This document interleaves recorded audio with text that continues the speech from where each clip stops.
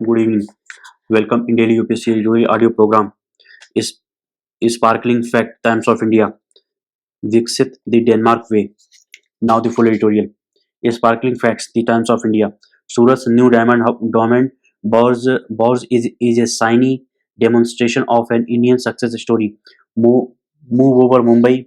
Gujarat got this. The Surat Diamond Bors SDB.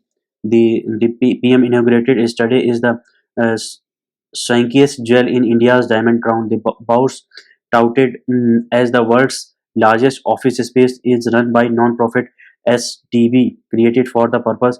Diamond City, Surat's second trading hub that can house 4,500 houses on a 35.5 acre sprawl.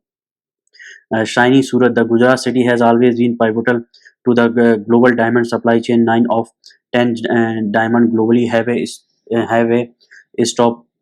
stopover in India for processing. The bourse should pit India to being a global hub for all things diamond. This is much needed at a time when exports have been a slump in the glare of geopolitics like G7's restrictions and ban on Russia source gems. Diamond move quick. The sheer scale of the Gujarat base also shows how understand the business has been. Indian leadership in diamond is often glazed over when talking about the country's global successes.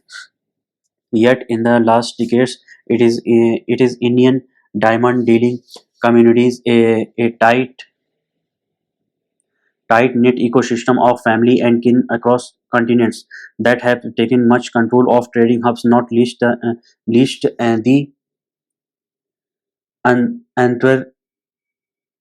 Antwerp diamond district, losing some sign. Sliding demand in affluent markets, including China, has meant a slump in exports, so much so that Indian diamond diamantaries have revised their financing from banks by the third from $6 billion in fiscal 2023 to $4 billion this year. The price of certain categories of solitaries slid some 35% between January and Diwali. Diamond traders also stopped imports for 2 months, opting to clear inventories. Homegrown glitters. The industry anticipate some of the slump will be offset by Indians shifting to diamond jewelry, potentially 20% of the market. The Surat shebang is all set to make the business sparkle some more. Dixit the Denmark way. For India to become a developed country, rule of law, a strong state, and democratic accountability are key ingredient, and high growth must spread material prosperity. Dobori Subbarao, the writer, is former governor of RBI. Former governor of RBI. Doburi Subbarao.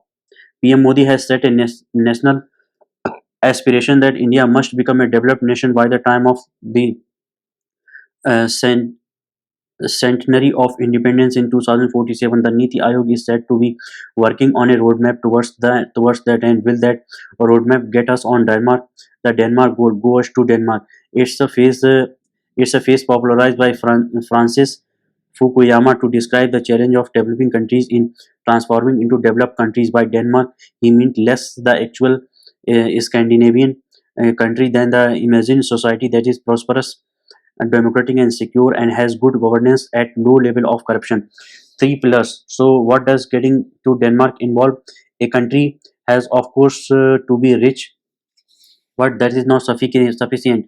The people also need to enjoy a decent quality of life, which requires a well well-ordered society resting on three building blocks: the rule of law, a strong state, and democratic accountability. Equality before law. The thrust of the rule of law is that laws apply equality to everyone. This means that everyone who breaks the law, no matter how powerful or influential, will get caught and be punished. This also means that the public will be protected from the tyranny of the state. This and that is important because, as Thomas Jefferson said while framing the U.S. Constitution, governments are made up of imperfect people who tend to abuse power. The rule of law should act as a check on that. A state that delivers the rule of law does not operate in a vacuum. It needs to be accompanied by a strong state. A strong state does not mean an authoritarian state that rules with an iron first. Instead, a strong state is one that deploys sovereign power to make and enforce rules and to deliver public goods like safety, education, and health, and merit goods like gender empowerment and financial inclusion. Democratic accountability. A strong state fulfilling all its obligations will still fall short of getting to Denmark if the government is not accountable. It is not enough that people get to vote periodically in free and fair elections. In between elections, there should be mechanism for people to hold both elected officials as well as the bureaucracy to account for good governance. And independent media and impartial judiciary therefore become key elements of democratic accountability. Sequence is key. Sequence is key. The sequence in which the three building blocks appear influence the route to Denmark. A comparison of China and India in this regard is interesting. China has historically had a strong state which uses enforced rules, and in recent decades delivered high growth, but the quality of that growth has been eroded by the absence of the rule of law and democracy. India, in contrast, became a democracy even as state capacity and institutional resilience were still weak. This points to where we must focus in order to get to Denmark.